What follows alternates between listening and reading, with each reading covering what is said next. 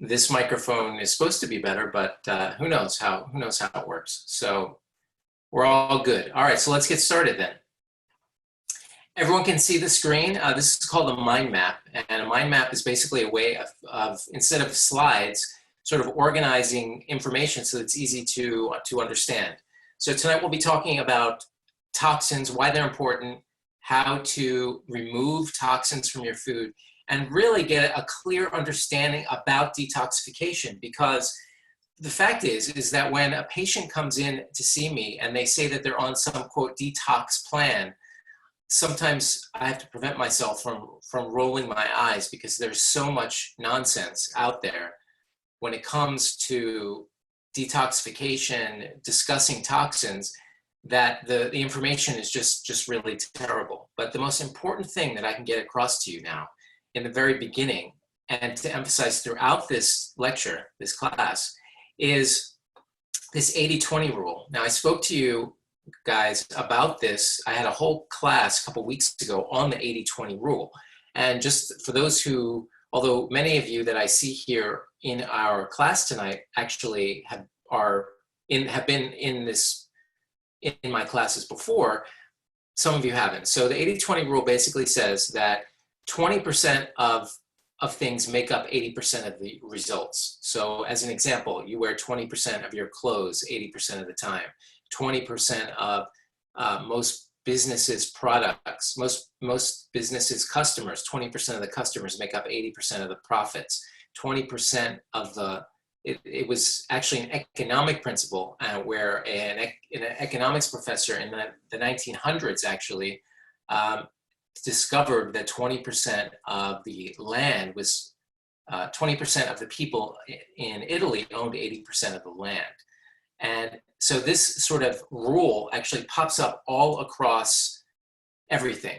And so when it comes to, we spoke about it when it comes to food and making sure that you get certain amounts of the really high quality food. Also, 20% of the foods that you eat are a result in 80% of excess weight gain. So it's carried through a whole bunch of things. And when it comes to toxins, this idea that there are people in society that are really sort of the canary in the coal mine. Not everyone is going to respond to toxins the same way. And we'll get into specifically why that is as we go through the lecture. But suffice it to say that if you hear someone talking about detoxification and you hear people who say they're sick from mercury or they're sick from something that maybe you're not sick from, it doesn't mean that it's imaginary. It just means that sometimes we have genetic susceptibilities to things that are causing us to be able to not detoxify our bodies in such a way so that we can get rid of them. And we're going to go through some of those as we go through it. But just I don't want to get too complicated, but I do often, we do testing for people to check their genetics. And one of the things we check is a whole family of what's called the CYP family, the cytochrome family, that is in your liver and is responsible for the major detoxification in your body. And these are just some of the things that we test on a genetic test to see if you happen to have a certain genotype, a certain genetic expression of the CYP1A2. That's going to make you a lot higher sensitive to the toxins that are from very fried meat, where you get that sort of brown burnt meat, as well as nitrosamines, which are in pesticides, nitrites, fried meat, aflatoxin, which you can get from peanuts, but also from grain-fed dairy, vegetable oils, dried fruit, coffee stored in warm conditions. And this is going to make you more sensitive to that, which means you can get sick from these things more than somebody else if you have that genetic predisposition. Same thing here, we also check for something called CYP1B1. And if you have a certain genotype there, same kind of thing. You are going to have higher reaction rate to things like oral contraceptives and cigarette smoke, and increased sensitivity to sun exposure, all kinds of different things. Now, there are ways of modulating and affecting these things by different, whether it's celery and berries. Anyway, this is beyond the scope of this lecture, but what I want to stress is that we all are genetically different, and we have all these different enzymes, and each one of them is coded for by a certain type of genetics. And if you have just one of these genotypes, it could be that you are a canary in the coal mine, in the sense that you may be getting sick from something that maybe someone in your family doesn't get sick from. And that is very significant, and I hope it's something that you remember throughout this lecture. Now, we often check in the genetic tests that we do, and if you're interested in looking at that more, you can go to a website called geneticninja.com, which I just put in there. And if you wanted to, I'll give you more information later, but if you do that test, I'm happy to go through the results with you. There are a whole host of CYP tests that are part of this exam, and this is just some of them. And they are responsible for metabolizing carcinogens and certain drugs that people can have sensitivity to. They can affect whether you're going to react to marijuana or several different medications. But the point is that these are actually testable, and in the future, this will be standard testing. I'm absolutely convinced of it, that we'll test these and we'll be able to know which medications we need to be careful of. Now, I'm not just talking about the CYP system. There are lots of other things that are going to lead someone to become more sensitive to toxins in their environment, and these are the canaries in the coal mine. And if we, as a society, don't pay attention to those canaries, then the toxins are going to build, and it's going to reach a critical point where more and more people are going to get sick. And as we go through this class, you're going to understand that it's not just toxins that are making someone feel ill, but it's also, there are disease associations that we're going to go through. And they're really, really remarkable disease associations associated with toxins. I'll just give you a little taste of those.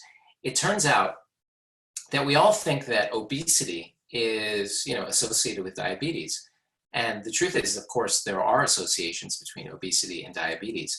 But if you actually look at the studies and take out those people that have low toxin loads in their body, the risk for diabetes is almost nothing for people who are obese, when you account for their toxins.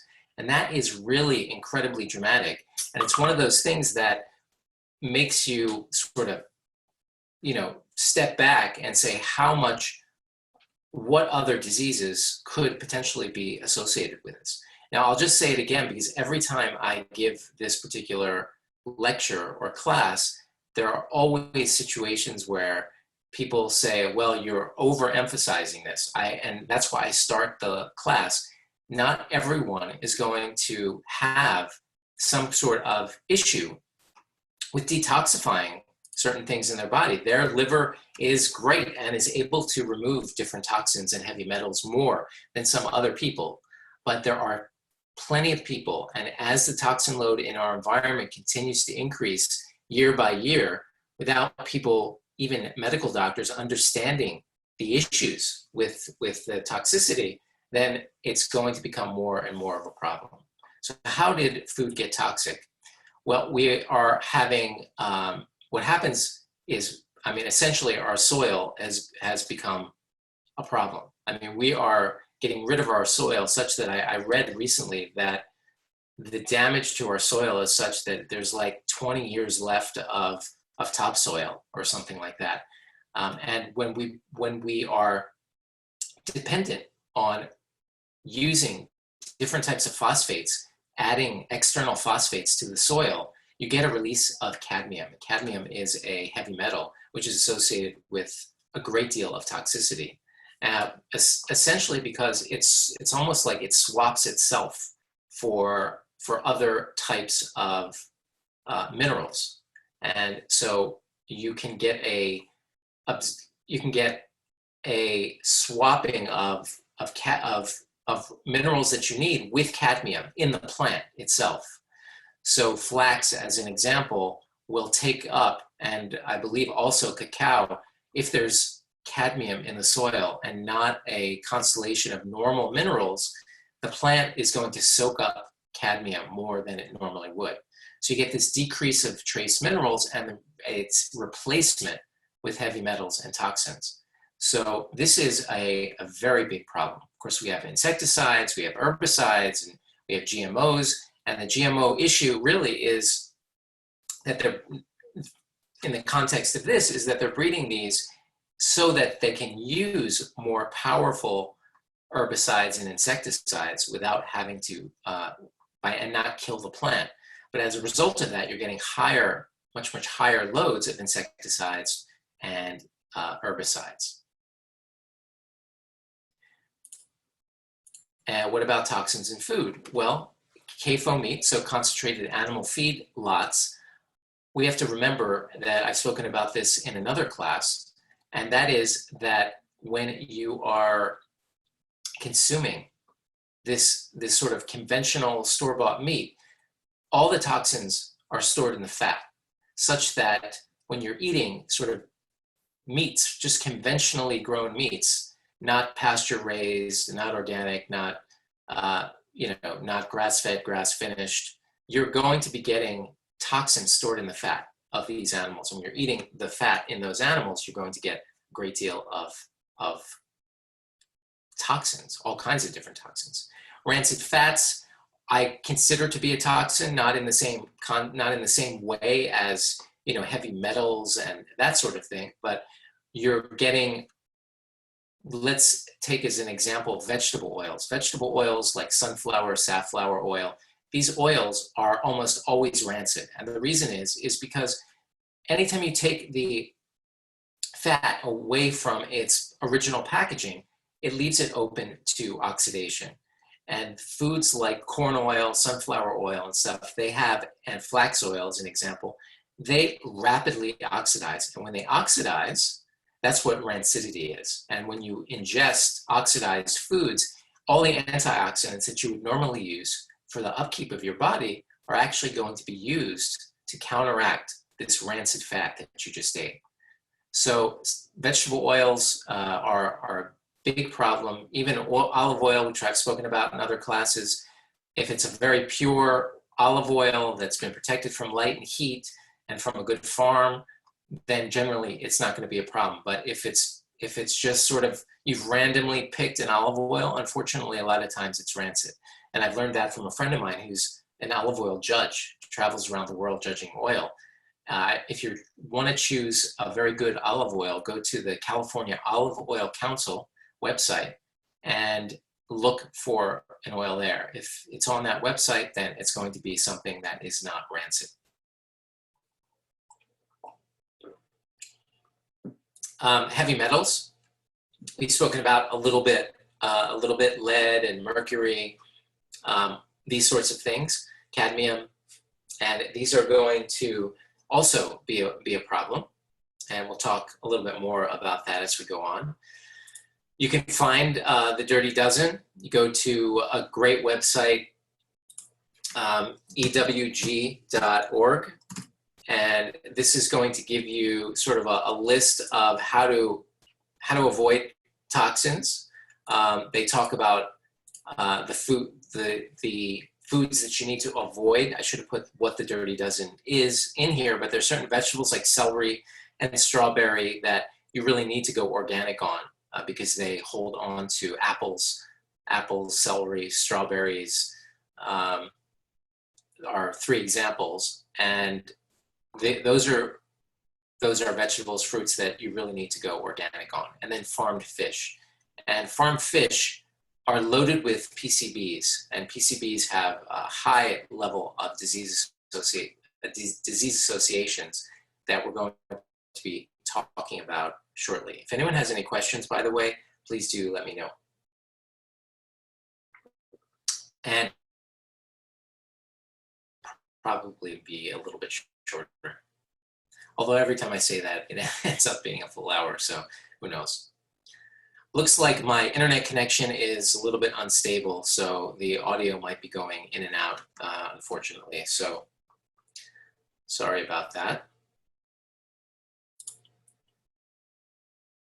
I might mention, because we're talking about rancid fats and the fact that toxins are stored in the fat, when we have toxins in our body, they're also stored in fat. And sometimes when you go through rapid weight loss, you can often get sick because you're releasing all these toxins into your body. And we'll get into detoxification and why fiber is important a little bit later. But keep in mind that it is going to be very important for you to eat an enormous amount of fiber if you're interested in trying to get rid of the toxins in your body. Because what can happen is that you can release the toxins and they go into your intestine. In other words, your liver secretes them into the bile, then the bile gets released into your intestine, and then if there's no fiber, it's just going to be reabsorbed right back into your body. The other thing I could mention is that we all are loaded with toxins, and if you do a fat biopsy, believe it or not, if you just take a little piece of fat from your body, almost everyone has things like jet fuel in their fat, just from breathing fumes in an airplane when you're taking off, which leads us back to the thing that I spoke about in the beginning, which is, well, are we getting sick from it? And the question is, are you a canary? Do you have a genetic susceptibility?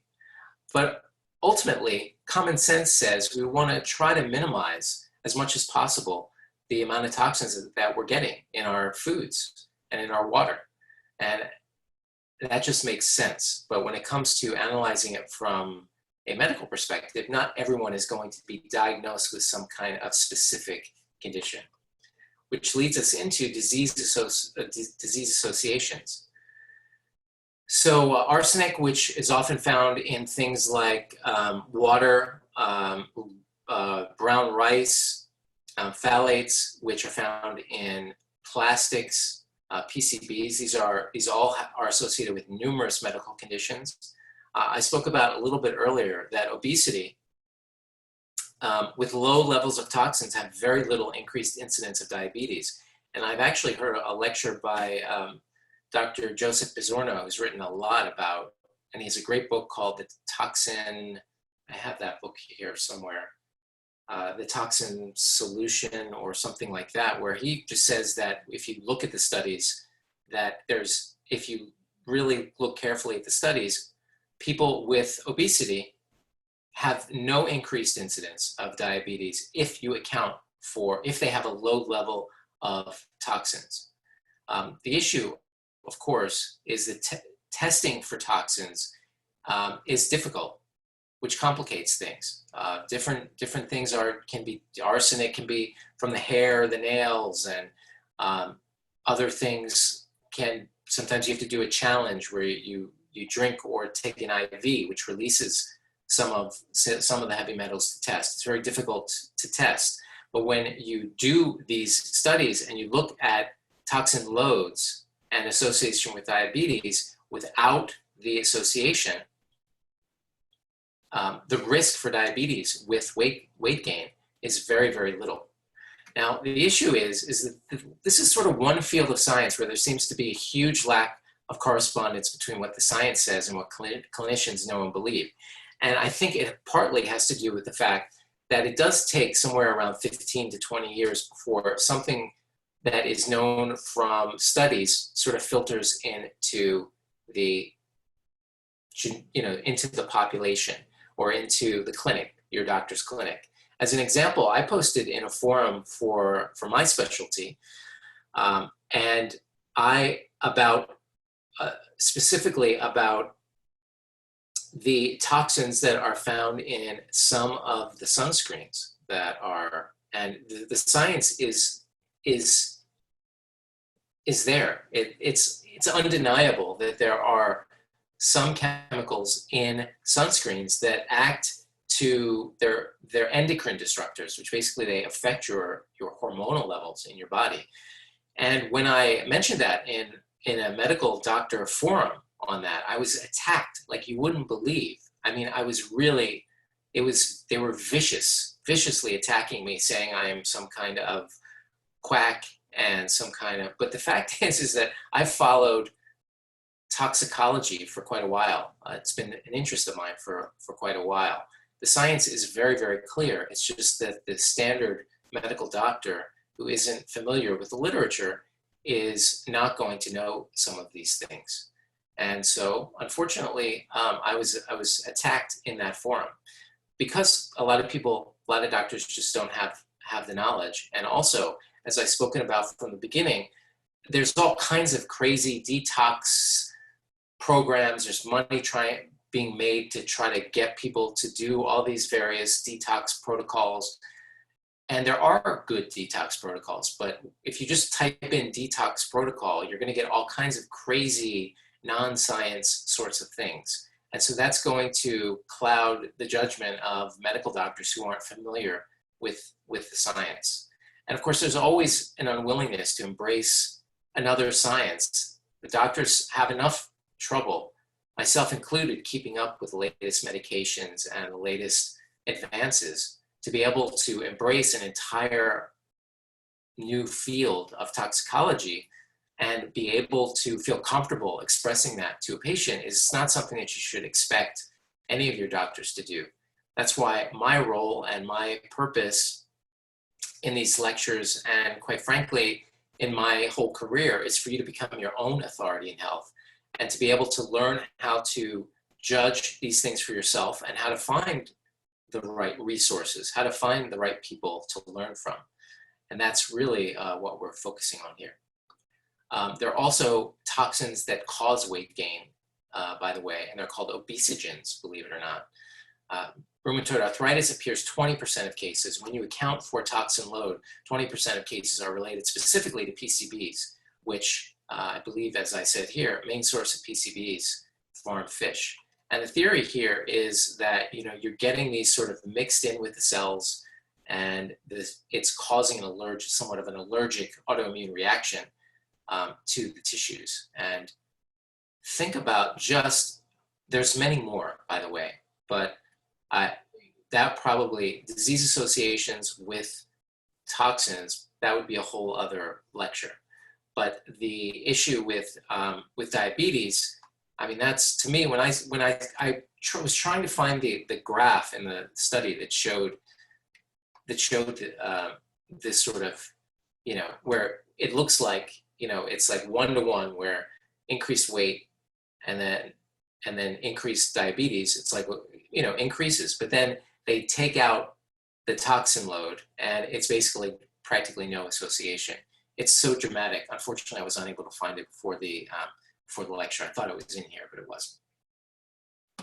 So let's talk about, we've already spoken about how it seems like every year there's different modalities and different doctors who are recommending different ways of testing for toxins. There's all kinds of somewhat bizarre hair analysis testing. There's blood testing, urine testing. There's chemical challenge testing, as I said, where you either by IV, they use what are called chelating agents, and they either by IV or by mouth, and that pulls out some heavy metals, and then you can check the urine. There are lots of different companies that do various testing, and those, if toxins are an issue, then there are some labs, one of which, there's several, I'm blanking on, Vibrant America has some very great tests. If anyone wants to do any of those tests, just reach out to me. I'd be happy to order them for you. There's some other lab companies that do some interesting tests, but the point is that, well, testing, the experts are essentially, they change every couple years what they think is the most effective way of testing for things like mercury and things like arsenic and all PCBs. PCBs are found in the fat, as we mentioned. And probably the best way is a fat biopsy, which is not such an invasive test, but it just shows the difficulty that we're dealing with here. And if it is something that is of concern, well, let's talk about why we can just rely on our own detoxification system, even if we have these sorts of genetic susceptibilities that we've spoken about here. Now, these can be tested for, and if you happen to have them, then as I put up here, let's say you have the CYP1A2, then don't have burnt meat, and include fermented drinks and cruciferous vegetables and parsley and spinach. There are lots of ways of doing that. And here you can assist this enzyme with seaweed, celeries, berries, rooibos tea, red wine, dark roast coffee. There are lots of ways of modifying those sorts of things if you get that test. But what about historically? How has that worked?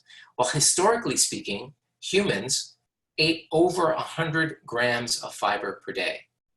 And we need fiber to bind the toxins that our liver is excreting into our intestine. Our liver is like a mass of enzymes that are filtering the blood, and not just filtering the blood. I mean, the kidneys essentially filter the blood. What the liver is doing is chemicals are coming in, and through various sort of chemical modifications, they're changing essentially the way, sometimes they're making something fat soluble from something that's water soluble. They might change it into something that's fat soluble that can then be excreted into the bile. But one thing you can think of is the liver is like this chemical, organic chemistry lab, essentially, and it goes through various different phases of detoxification. And each phase of the detoxification, there are different enzymes and different cofactors and different nutrients that facilitate it going from each step to the next step until it then gets released in the bile and into your intestine. The important point here to remember is that if we're not getting enough fiber and we're going through some sort of detoxification, which we are all doing on a regular basis, it just means that you are excreting the toxins.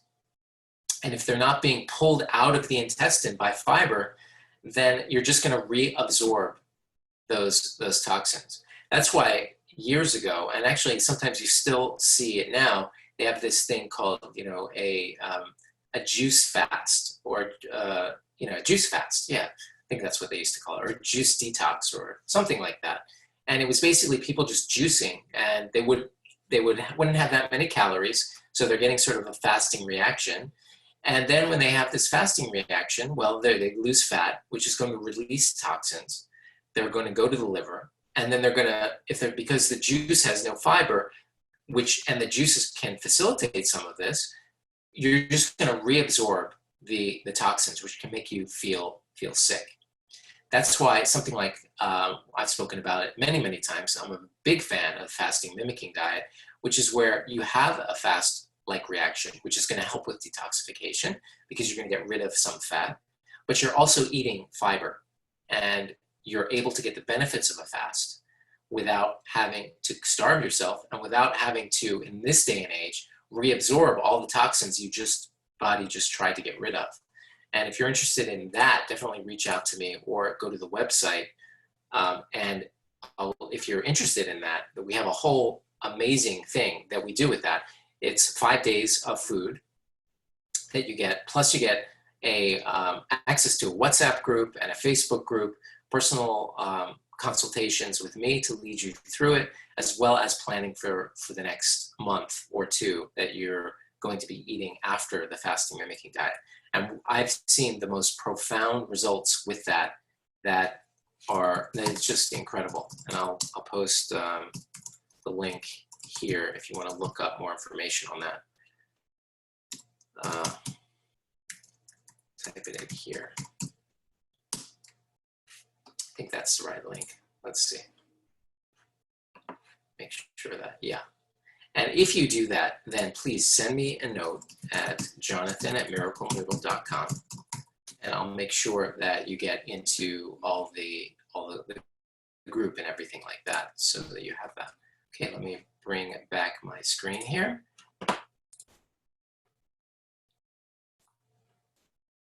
So as an example, I love this example because it really puts things into context.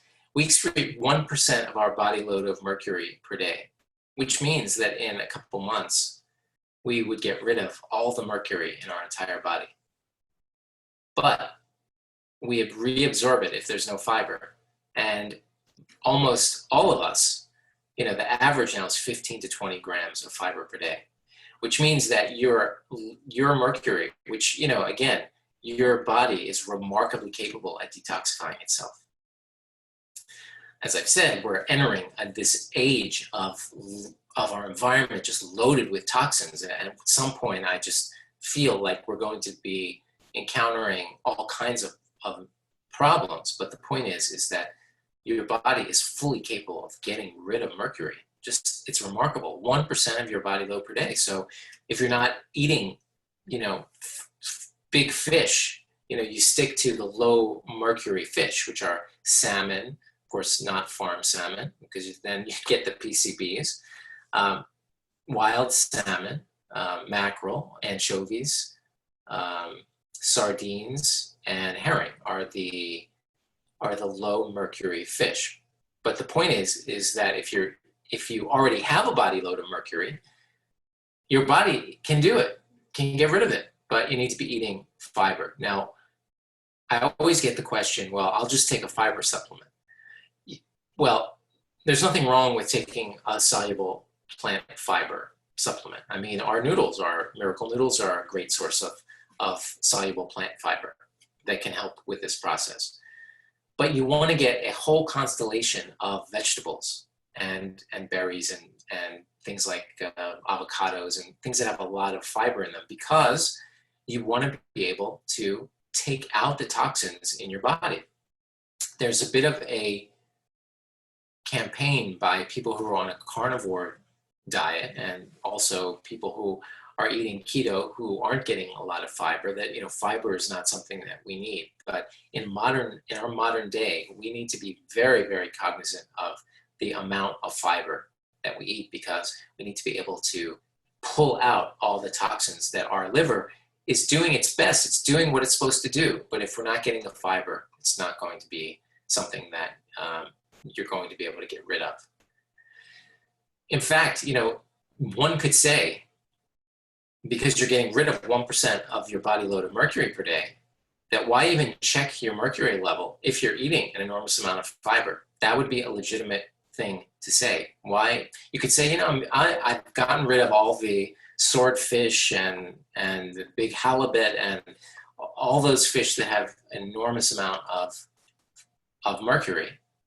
Why even get your mercury if you're not level checked? If you're eating all this amount of fiber, you probably don't have to. Glutathione is basically our major detoxifying enzyme, essentially, in your liver. And vitamin C, high quality whey protein, can help with that. Tylenol decreases glutathione. So it's one of the reasons why Tylenol is can be such a very, very toxic drug. In fact, I've read many reports that said that if it were being submitted to the FDA today, it would never be a over-the-counter medication, because the difference between like optimal dose and toxic dose is very, very small. And so it's still very, very common for people to come in with essentially liver damage, liver failure sometimes, from just not all that much Tylenol. So, but it's nice to have a context that this is sort of your major, it's an antioxidant and a detoxifier in your liver. And some people, again, these are 2 tests that we check on that link that I told you for Genetic Ninja. This one in particular, I just copied this from the report that you would get if you happen to have this particular genetic polymorphism. Suggested that glyphosate depletes glutathione, and for people who have this, they've been found to increase toxicity of mercury. So selenium blocks mercury uptake, folate decreases mercury levels, magnesium, holy basil protective against mercury. So some people have a higher susceptibility to mercury toxicity if they happen to have this particular genetic polymorphism. That is something that's tested in that group. So that's a GSTP1, and this is GPX1, which is related to superoxide dismutase, which is basically your body is capable of, believe it or not, making peroxide, which is what it uses to kill certain invaders into your body. And research has shown that the different individual requirements of selenium based on some of these genes. Elevated lead levels may be more toxic for people who have this particular genetic polymorphism. Also, it's associated with skin, that there's increased risk of melanoma for these particular patients, that statins, which can affect selenium, can affect this as well. So also can be associated with congestive heart failure. The point is that one can spend the time working on selenium in this particular situation, making sure that they're getting enough selenium-containing foods, that these sorts of things are not an issue. But the genetic testing, as I said, it's going to be standard, but as always, it's available, and it's in that geneticninja.com link that I put on the side if you're interested in getting those tests. I've done them for myself and for my family, and of course I'm doing them for quite a number of other people as well. It's really exciting. It's one of the most exciting things I've been a part of. I mean, between the fasting mimicking diet, which we have people going through on an ongoing basis, where people are losing sometimes 12 pounds in 5 days, and they're on a 3-month plan where they just completely turn their life around. It's like their body resets. Combining that with nutrigenomics, where you're testing not just detoxification, this is just like 5% of the report. There's a lecture I gave a couple weeks ago on nutrigenomics. You can find that on my YouTube channel, or you can send me a link.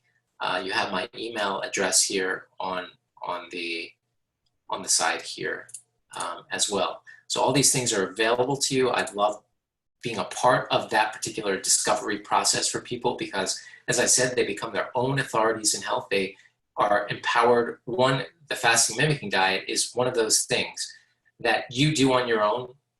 You feel a sense of accomplishment, and you really get incredible results. And then when you learn about your genetics, you realize, first of all, that your genetics are modifiable. But once you know the things that are kind of like your sort of genetic weaknesses, then you can shore them up with supplements, food, lifestyle, all these things. But once you know them, it's almost like you get an appreciation for your uniqueness and how to bring out your strengths and how to turn your weaknesses into strengths, because your genetics do not dictate who you are. You're able to modify them, and that's what this genetic revolution is.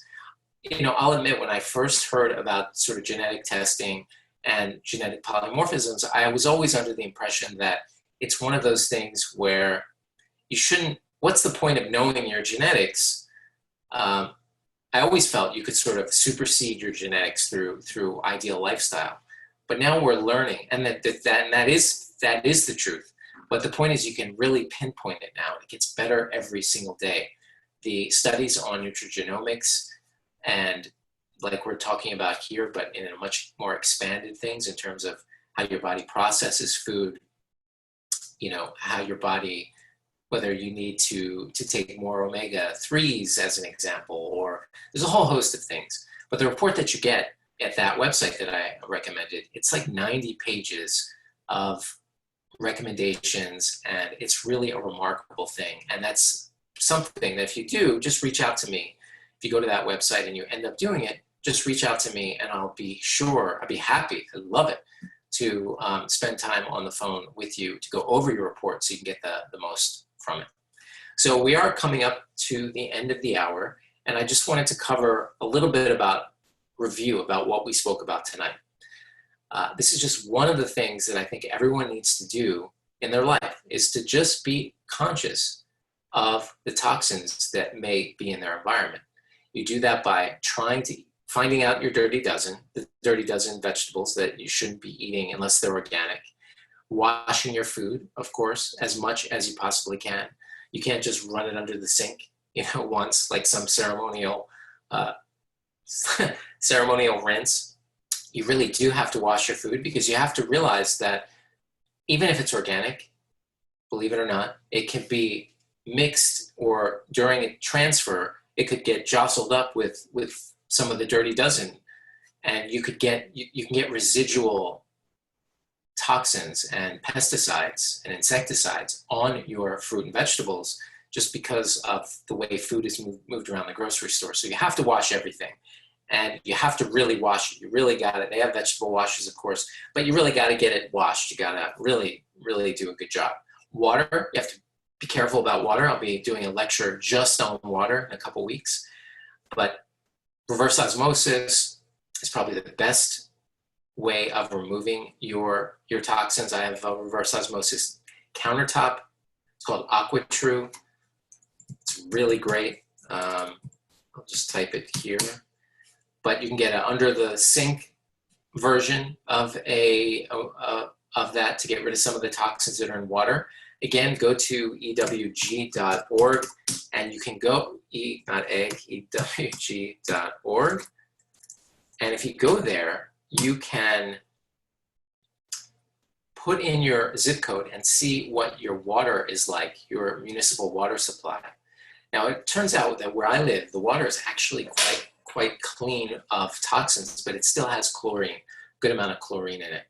So reverse osmosis gets rid of that.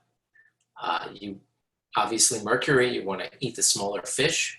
And just realize that, again, you might not be the canary in the coal mine, but that doesn't mean that you should not be conscious of the food that you're eating. We went over how the food gets toxic because of basically the things that we're doing to our soil, and the soil is becoming dependent on phosphates, and you're getting these heavy metals that are being swapped out by all the trace minerals that we need. Insecticides, herbicides, etc. We went over toxins in food and the fats, making sure if you're eating animal products that have fat in them, which include eggs and chicken and beef, that you get them from the highest quality sources, which means that you're going to spend more money.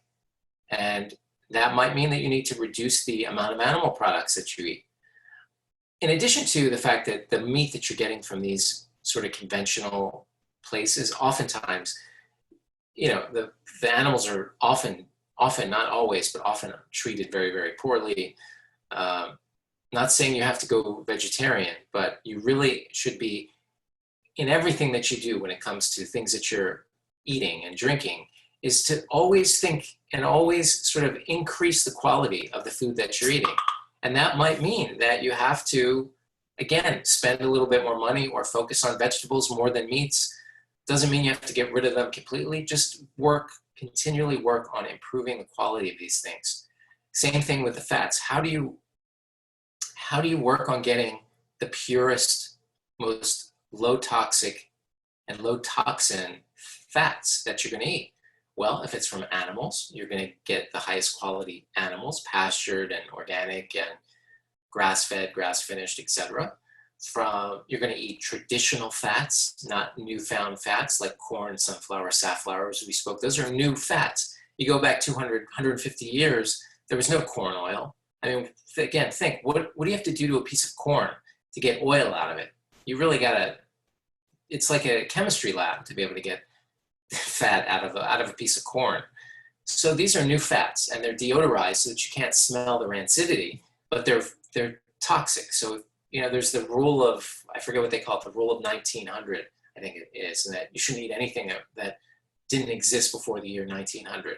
And certainly vegetable oils were not, sunflower, all these sort of vegetable oils were not around. What was around?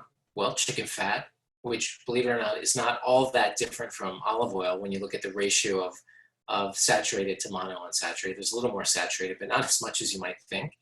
And which is very traditionally used in, say, the culture that I come from, chicken fat. Not that I'm suggesting you pour chicken fat over everything. I'm just saying that we're going to choose fats. Fats are going to be part of our diet, but we need to make sure they're as high quality as they possibly can. So if you're eating animal fats, again, you're going to want to make sure that they're coming from high quality fats. Heavy metals, we spoke about that. Dirty dozen, foreign fish. We spoke about disease associations that, it could be that if you have an obesity issue, if you're overweight and you have diabetes, then it definitely, if you look at the studies, is I recommend that you really go on a plan of increasing your fiber and working to emphasize and upgrade your detoxification. And that sometimes requires talking to someone like myself or someone who is familiar with that. Rheumatoid arthritis, lots of other things. We spoke about the importance of fiber, and we spoke about glutathione, genetic testing, the CYP system. We spoke about a lot, and I hope you enjoyed the lecture. If any of you have any further questions about how to move your lifestyle into a higher level, everything should always be incremental movements towards increasing the quality of your health choices. Feel free to reach out to me. And if you have any questions, thank you for your attention. It's great that it seems like everyone stayed on for the entire lecture, which is always gratifying to me, that I didn't bore anyone so that they dropped off. Pretty much everyone who started is here, still here, and I thank you for that. I do enjoy doing these and love educating, and more important than that, I love working with people one-on-one. So if you're interested in working one-on-one with me, whether it's to get lab tests or do the fasting mimicking diet or get genetic testing, whatever it may be, please do reach out to me. You have my email address, and I'll see you next week, I believe. I'll be doing these every week.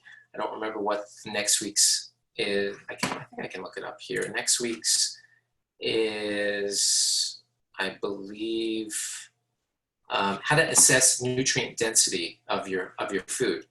And that one is very interesting to me because there's lots of different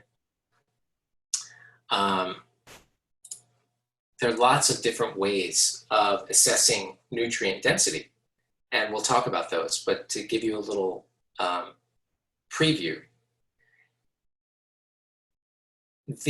obviously you can look at it from lots of different ways. One of the ways, of course, is nutrients per calorie, which is something that a guy by the name of Dr. Joel Fuhrman discussed in detail, which is where you look at the ratio of nutrients per calorie. So things like kale and broccoli, they have a lot of nutrients, but they have very low calories.